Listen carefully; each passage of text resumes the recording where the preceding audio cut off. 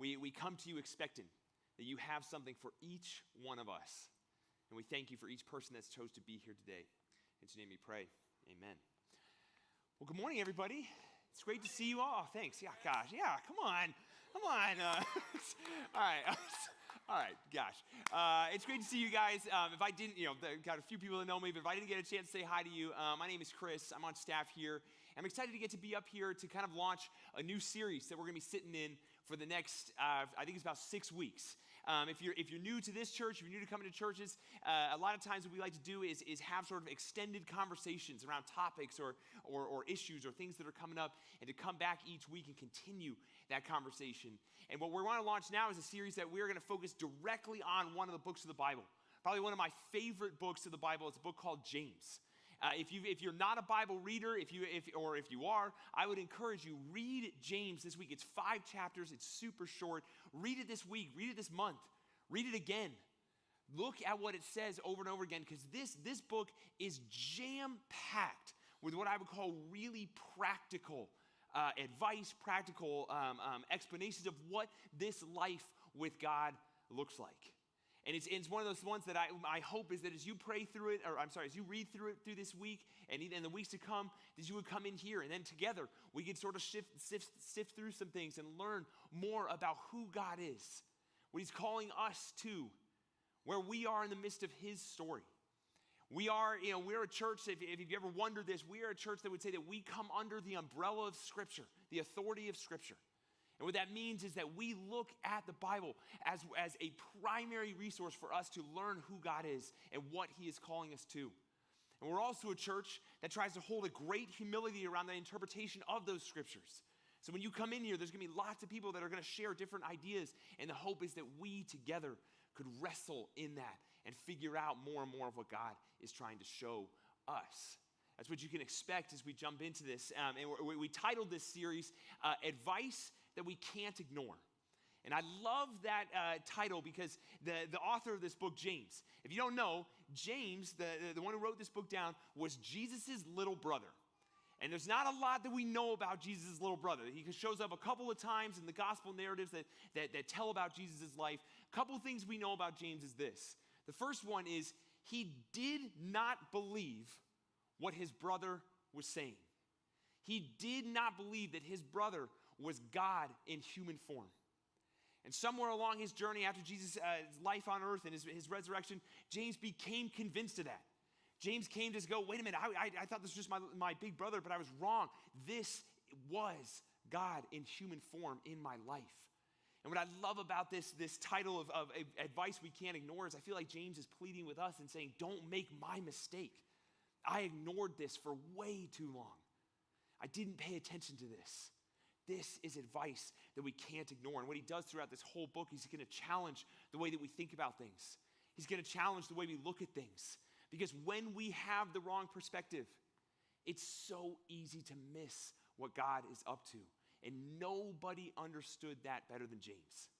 So he's saying, pay attention, lean into this, don't make my mistake. Let's see what we have in store for this. So that's what I want to do this morning. I want to jump in with looking at just a couple of verses from chapter 1. And the thing that he's going to challenge in this, I want you to be thinking about it from the very beginning, is what do you think about the trials that you face in your life? I think every single person here, actually I know every single person here has had trials that they would say, I had trials that came into my life. And maybe when you reflect on those, you're going, I came out better because of those. Maybe you came out stronger from that. Maybe you wouldn't share that. What I know about many people here is that you would say that right now I am in a season of trial. There's something going on in my world, the world around me, and I don't know how this shakes out, but I would say that I am in a current season of trial. And I can promise every single one of us that we will continue to face trials in this life. Jesus promises us that. I've lived on this earth long enough to know trials are going to continue to come. What is our response to trials? What do we think about when that comes up? I want you to hold that question. We're going to kind of sit on that. Let's jump into exactly what James says. We're going to look at chapter 1, starting at verse 2. Listen to this. He says, consider it pure joy, my brothers and sisters, whenever you face trials of many kinds, because you know that the testing of your faith produces perseverance. let perseverance finish its work so that you may be mature and complete, not lacking anything. And if any of you lacks wisdom, you should ask God, who gives generously to all without finding fault, and it will be given to you. But when you ask, you must believe and not doubt, because the one who doubts is like a wave of the sea, blown and tossed by the wind. That person should not expect to receive anything from the Lord. Such a person is double-minded and unstable in all they do. The first question I want you to think about is, what is your response to trials? What are you thinking about that's coming up in your own world? I think for many of us, we tend to look at trials in a couple of ways. We look at them as, like something that's happening in our lives, and we're trying to figure out, what do I do in this? How do I respond to this? How do I make it through this? Am I strong enough for this? Am I good enough for this? Can I figure out how to make this something that benefits my life? I think the other way a lot of us tend to think about trials is kind of like a trial period, where we have a set amount of time, where there's something, maybe there's something that we're trying to see, does this work for me or not? We're trying to evaluate if this opportunity or this season or this person, is this going to work for me or not? We have these trial periods. And as I just looked up like a generic internet definition of what trials are. And this is what the internet defined it as.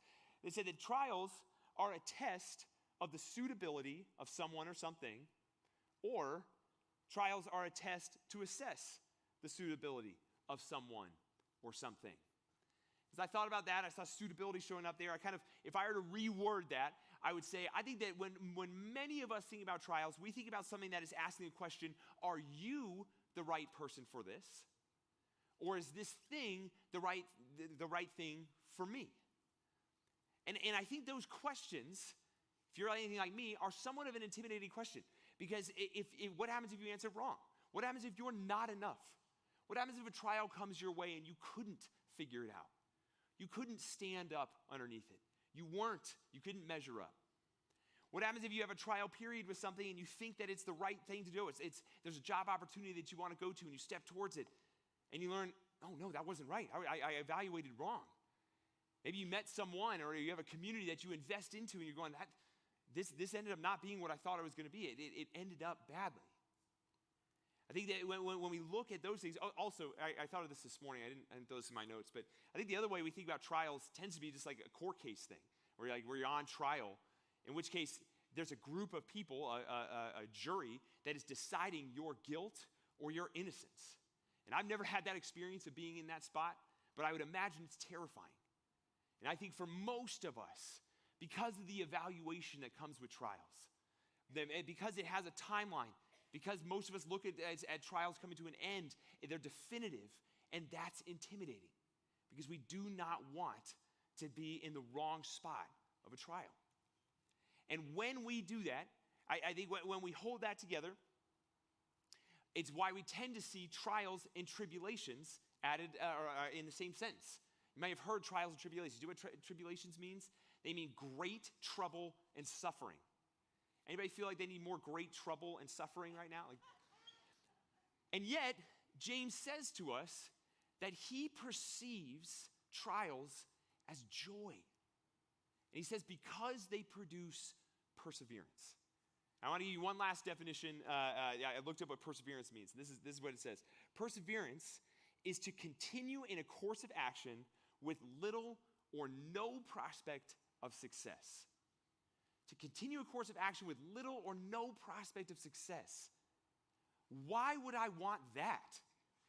I feel like I'm conditioned to identify situations that have little to no prospect of success and say, get away from these. I don't want any of that. I think many of us might hold that, and this is the advice that can get easy to ignore. And James is saying, don't miss this. Don't miss this. He's arguing there's something about the process of trials and perseverance that lead us to a spot that we are lacking nothing. Remember what it said? It said that let perseverance finish its work so that you may be mature and complete, not lacking anything. And that idea of not lacking anything, I think that's where we kind of get common ground with him again. He might have lost us with trials, perseverance, and that, but I'm going, well, I know I do want a life that is not lacking. Because you know what that is? That's a life that's fulfilled. And whether it's our culture or whether it's just what we're designed as humans to want, I think we all long for a life that is fulfilled. That we would look around and not be lacking in the relational connections that we would have surrounding us. And many of us, in the way that we live our lives, would say, I'm trying to surround myself with the things I would say are basic needs or necessities, jobs or houses or things that we would say, I don't want to be lacking in this. I would say almost any of us would say a life well lived is if you were at the end of your life and looked back and said, you know what, I wasn't lacking anything.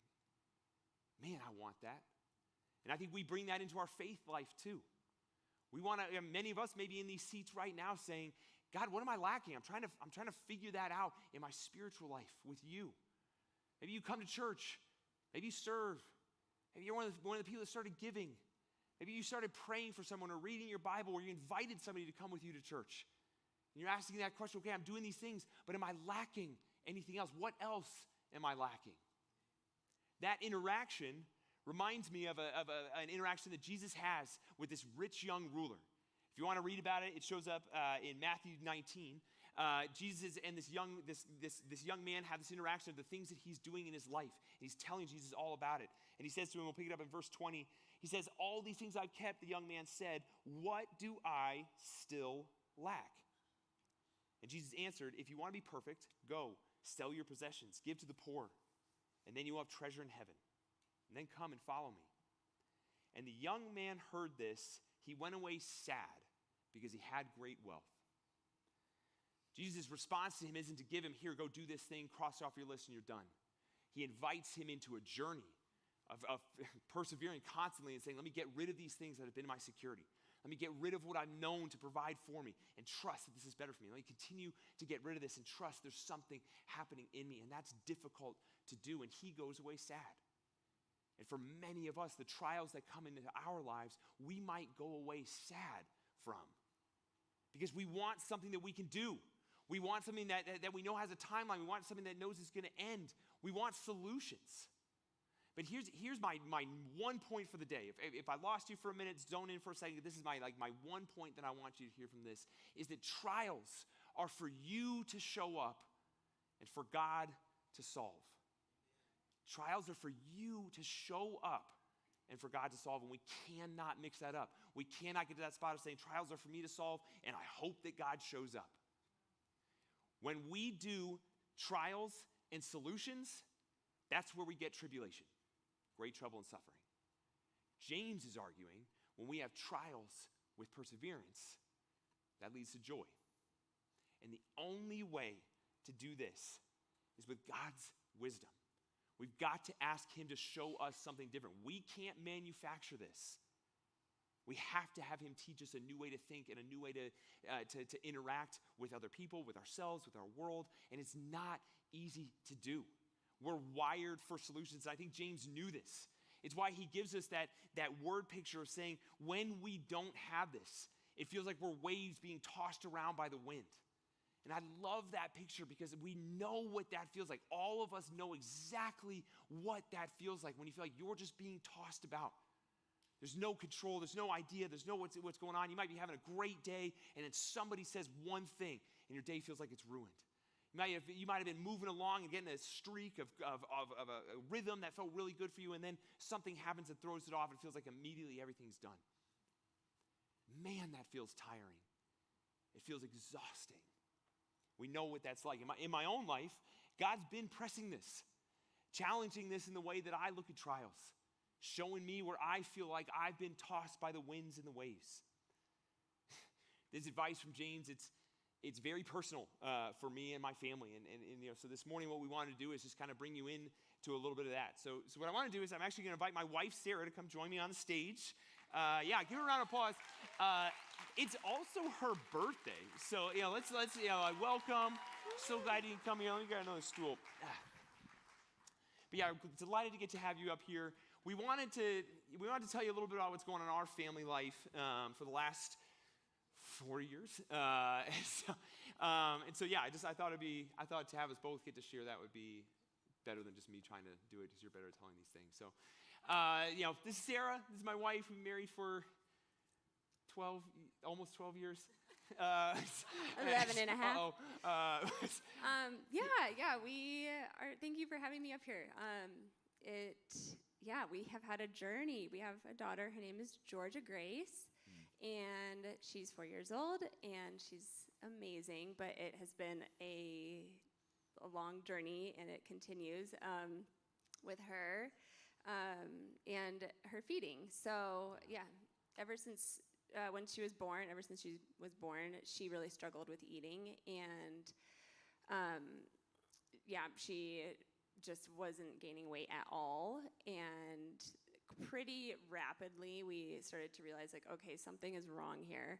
And basically, like, when you have a baby, all you need is for it to, like, eat and sleep. Like, that's, like, the two things that you need for your kid to do, and she wasn't doing 50% of it. She was a good sleeper. She was a good sleeper. That was God's grace. If you guys don't have little kids, they have a lot of appointments that you go to, kind of like every couple of weeks you're in there again. All you want to hear is, "Baby looks great. You guys are doing fine. Like, keep it up." Yeah. And we weren't. We'd heard that with our first kid, and then with Georgia, we just kept hearing, "Hey, we're really concerned. She's losing weight. She's not. Why isn't she eating? Are you guys trying this, that, or the other?" Yeah. So we're trying all these different things. We're like adding formula to the breast milk, and then at one point we were like, oh, maybe it's something that I'm eating. So I did like a full elimination diet and cut out all the things that people are allergic to for a long time, and that didn't help at all. And she just kept dropping off the weight chart, and so she was in less than the first percentile, which means that 100% of kids, babies her age, are bigger than her. And that is actually a diagnosis that doctors give to babies that are struggling with weight gain, and it's called failure to thrive. And I remember when we heard that, it just felt like failure as parents, like failure as a mom. And it was just like, okay, like, whoa, this is like really bad. Like, this is not good. We have to figure this out. So then became like, we just started doing all of these tests and trying to figure out, like, okay, what is it? What's going on? It was hard. It was scary. We checked her brain, we checked her heart. Thankfully, nothing was wrong with either of those things. Thankfully, and yet it still didn't leave us with any answers. Like we did these swallow studies, and we had to do this tongue. What was it called? Tongue tie release. Yeah, tongue tie release, where they like take out a part of her tongue to hopefully that she would latch more. And like in doing that, you have to like stretch your kid's tongue, which let me tell you how much a toddler likes you like pulling your tongue. It was. Yeah. I remember we did these things with feeding. We were so scared about trying to get her to gain weight. It sounds terrible. When you say it out loud now, I see how bad it was. But in the moment, we weren't thinking. But I found these like ways to like force feed her. Like one of those pictures you saw, like we would like pin her head inside of this carrier and like have the bottle like stuffed in her mouth so she couldn't like turn away. Which again, like it sounds terrible when I say that out loud, but we were trying to help. We would like. We would we'd go up to the blinds, I remember, and we would like run our hand across the blinds because that sound would just kind of get her distracted and try to like force her to eat so she wouldn't like turn her head away. And we were just like, I remember like if she had a good bottle and a good feed, we were so excited. And then if she didn't eat anything, and I mean, by the way, like everybody's crying, like everybody's crying, everybody's angry. It was just like killing us. But if it was good, we were like, that was amazing, and it like made our day. And when she had a bad feed, we were just so devastated. So that went on. It was very much like waves of being tossed by the waves of the sea and the wind. We were so unstable. And well, then tell them about the NG tube, because that was So then she just continued to not gain weight, and eventually we got to a point where the doctors were just like, we need to do something different. So we got an NG tube. Oh, it's such a sad picture. We got an NG tube placed, which is a feeding tube that goes through the nose, through the throat, into the stomach. And the point of it is to alleviate any pressure and any of the work of Georgia needing to do any of the work to eat. So during that time, we would offer her a bottle, and then if she pushed it away, it was like, great, you don't have to eat it, and we would put it through the feeding tube instead. It was supposed to be this thing that was to help her gain weight, sort of like a almost last ditch thing to do, and then it didn't turn out Yeah, that way. and so unfortunately, it didn't help in the sense that it was supposed to be like 4 weeks or so, and about 6 weeks later, after she had multiple times weekly, accidentally pulled it out because her little baby hands were flying around all of the time. So Chris and I were trained to place it back in. Yeah, we had to like pin her down. It was and, so like, bad. Feed it through her nose, which will come back but- later of just this poor girl on the mountain. We had to. Yeah. But she didn't take to eating. She didn't decide like, oh, now I feel safe to eat. And so That one was a we- blow. That was a blow for us because we thought that was okay. This is like the last thing, but it's going to help. And we kind of started fixating like this is the solution. yeah. And it didn't work, and then that's where we had to sit with the doctors where they had told us like if all else fails, we have to do this G-tube thing. Yeah, so we needed a permanent solution because that wasn't gonna do it. So we ended up going to the hospital, and she got a surgery. It's on this side, into her stomach, to get a G-tube, which is a feeding tube that is like surgery that goes into the stomach, and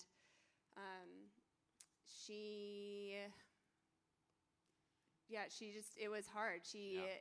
I know She started. Yeah, go ahead. Well, I was just saying, I know for us, that was, the doctors had said, like, if all else fails, this is what you have to do. So when we had to do that operation for her, I think for you and I, it was just like, we failed. We Like, failed. Yeah, I remember.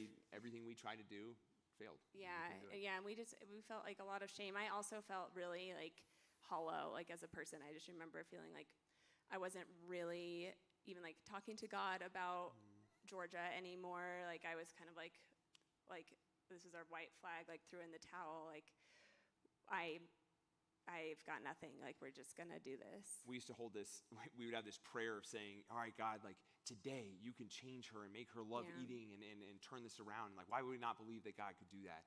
And we were trying to be like, but this also might be, our doctors had said, hey, this might not take, or we had seen failure happen again and again. It just became so hard to even pray those. We found ourselves silenced even around talking to God because we didn't want to get excited and then be disappointed. Yeah. So this G-tube thing, again, I know this is a lot of language, probably doesn't make sense to some of you guys, but basically what it let us do is we'd have like an IV bag of like formula that would slowly drip into her stomach. So we stopped trying to feed her in any way. She had nothing going into her mouth. And this was to help her gain weight. And it did gain some weight, but what we would have to do, this is sort of the next chapter of it, was what was it, 8 times a day? Yeah, 8 times a day. That we would do this. And this is, what happened was she started to throw up all the time. And it wasn't because she was sick. What we learned in hindsight, this wasn't like anyone's fault directly, but initially it was just like a small oversight, but we didn't have a dietitian who was working with us consistently to help us know what to give her. So what we were doing was we were overfeeding her. And I mean, we've all had that feeling where it's like, oh, I ate so much, I feel like I could throw up. That was her every single day. And so if she got upset by anything, she would throw up. Yeah, because if she would cry, she would throw up, which is like, I mean, I remember coming to church and being like, nobody talk to us, please, because she just would get so like worked up, even like if somebody's like, oh, hi, how's it going? And just, so that was pretty isolating. Yeah, we're at church. She had so many doctors and people that had to work with her, us like having to do that tongue tie thing or us putting that tube. So like anybody coming near her was really upsetting. Yeah. So it was isolating, and just that part was a hard time. So then 13 months later, after having the G-tube in and suffering with all of the throwing up and stuff, eventually we started talking to a dietitian and a feeding therapist who helped us wean her feeding tube, or the formula we were putting into her feeding tube. And so they kind of were guiding us to cut away like a percentage of what was going into her stomach in order to help her increase her hunger, because we had actually been giving her like 100% of her nutrition and hydration was through this tube, so she had never felt hunger before. And so it was exciting. I remember we were like, okay, this is it. And we were talking with them, and they said, like, this will be a lot of the time, not like there wasn't a guarantee by any means, but they were saying typically when the kids that we've worked with so far, it's taken about 4 weeks to do this wean, and they do like pretty significant like chunks out of the amount of food that they give, so their hunger increases and therefore they want to eat. and that's how it usually works. The mistake we made, though, and again, they never said this to us, but we were like, it's going to be 4 weeks. We Yeah. got 4 weeks, and then this thing is, we won't need this tube, this apparatus anymore. She's going to be fine. She's going to be able to eat. Yeah. And this was, it was a ray of hope, because those 13 months when we had that tube, I can't say that we were persevering. I think that we were just, We were like surviving. it just felt like we don't know what's going on. It was just hopeless. Yeah. And so we heard this like, oh, things are going to change. And we made the mistake of going, there's a timeline. We're going to be through this. We're going to be done. And it was like this, we were excited, and it was also, we were desperate. Like, we were just, like clinging to getting rid of this tube. I remember like feeling so resentful of having the feeding tube and like just everything about it. I forgot the like 2 out by 2 thing too. Oh yeah. So that was in the summer that we were doing this wean, and she was turning 2 in the fall, and we were like, tube out by 2, like we're gonna have a party. That and was our mantra. we were just like so ready. But Georgia, while she did gain a lot of skills of eating, and she did start to eat for the first time, which was super amazing, it didn't work because she had lost a lot of weight during that time, and they only allowed a certain percentage of her weight to drop before they were like, we can't keep doing this. So she went back onto the feeding tube that fall, a couple weeks before her birthday, and I remember we were just like, oh my gosh. It felt like, again, it was just this feeling again of like we failed. It didn't work. Yeah. And yeah, it was right. And it was right before her birthday. But Yeah. But that moment of her going through that feeding program to kind of at least learn how to eat with her mouth, it was a turning point, I think, for you and for me in a couple of ways. For me, I had been so fixated on the numbers, whether it was the weight that she gained or didn't weigh. We would weigh her all the time. We still weigh her all the time. I had to track it all the time. And whatever the number was on there, it was either the best day or the worst day. And a lot of times it was discouraging. I was fixated on the number of calories she was getting in. And what our dietitians explained to me was it was a new perspective that was really helpful for me, as they were saying, yes, we need her to go back on this G-tube to help with her weight supplement, but they were doing it for a different reason. They were saying, we want her to have a different relationship with food. Yeah. We want you and Sarah and your daughter to have a different relationship with food, that we all wouldn't look at the dinner table as like the most dread-filled, frustrating, pressure-loaded thing in the world, that it would be a joyful way to celebrate. For those of us in here that pursue Jesus, there's something sacred and holy around coming around the table together and sharing. And that did not exist in our household. That at dinner time, every meal time, again, it was snack time, dinner time, lunchtime, breakfast, it didn't matter. Every single one was this really intense, stressful, anxiety-inducing, frustration section. And for what they were saying is they want us to change that. This tube is alleviating that stress to let us start to enjoy mealtime together. That was a really important perspective shift for me of what is it we're trying to accomplish.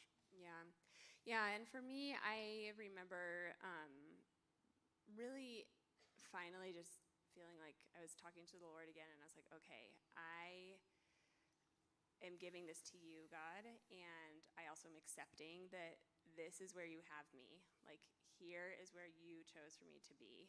And so in that, I started to truly, for the first time, I was seeing Georgia for Georgia, and seeing her for her and not for her problem. And that took like the full 2.5 years. Like, it was a long time, and it felt so good. I remember just anytime people were like used to like come up to us and be like, how are you doing? I would just like launch into like how horrible things were with Georgia. And that's the only thing I could talk about. And it shifted, and I started to talk about like how her personality is and how fun she is, and also just things outside of Georgia in general. So let's catch them up to where we are now, because we are still very much in this. So in December of 2024, she started to eat and drink everything with her mouth, and didn't need to have anything going through her feeding tube anymore, which she was willing to drink her formula as like the little IV bag. She could drink that herself as opposed to having to push it through her stomach. Yeah, and so that was really exciting, because the doctor had said to us, if and when she starts to have everything by mouth, for 6 months, then we can start taking out the feeding tube, the port. Oh man! And when we started again, we we made a mistake, but we heard 6 months. That's a timeline. And I remember she didn't need the tube for 1 month, 2 months, 3 months, and we started to go like, this is it. Like Yeah. we're going to be done with this. Yeah, yep. And so in June, this past June, recently, she had continued to not need anything by mouth, and so when we went to the doctors, she said that's amazing that she's been eating with her mouth like people do. And so we got to take out the port that night, and that was exciting.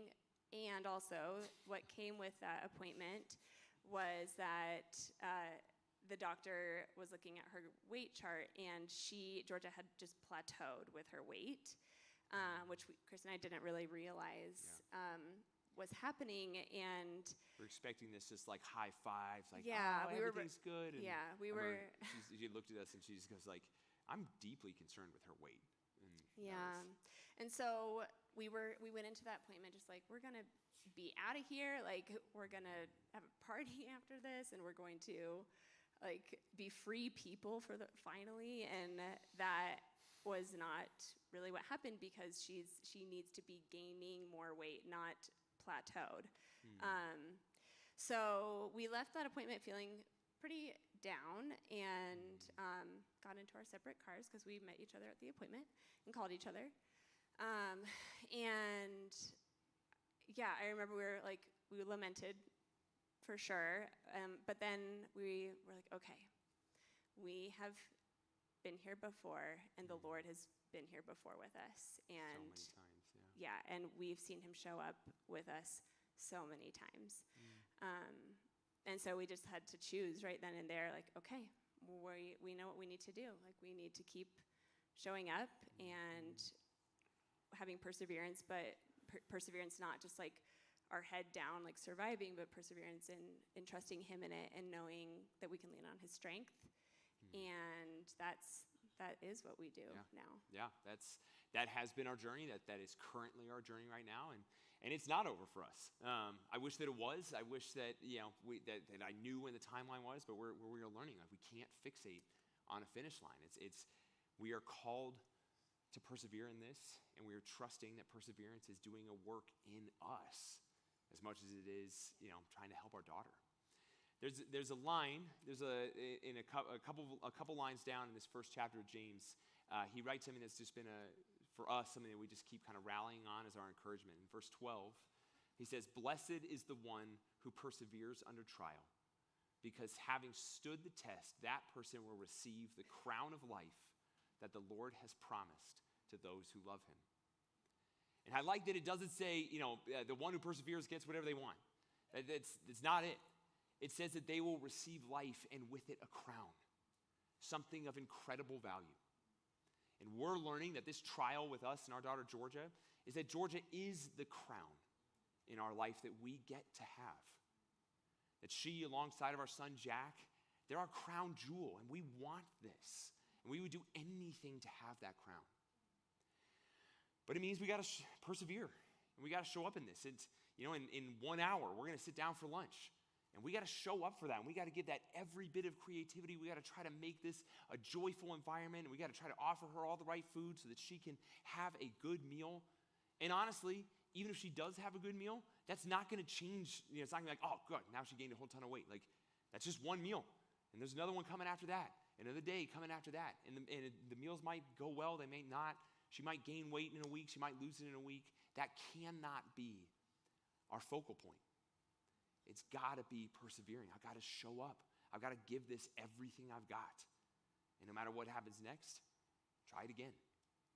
My prayer for all of us is that whatever your trial is, whatever trial you've been thinking about in your own life while we've been up here sharing, is that you would show up for it. That we would trust that God has a solution, that he is working out.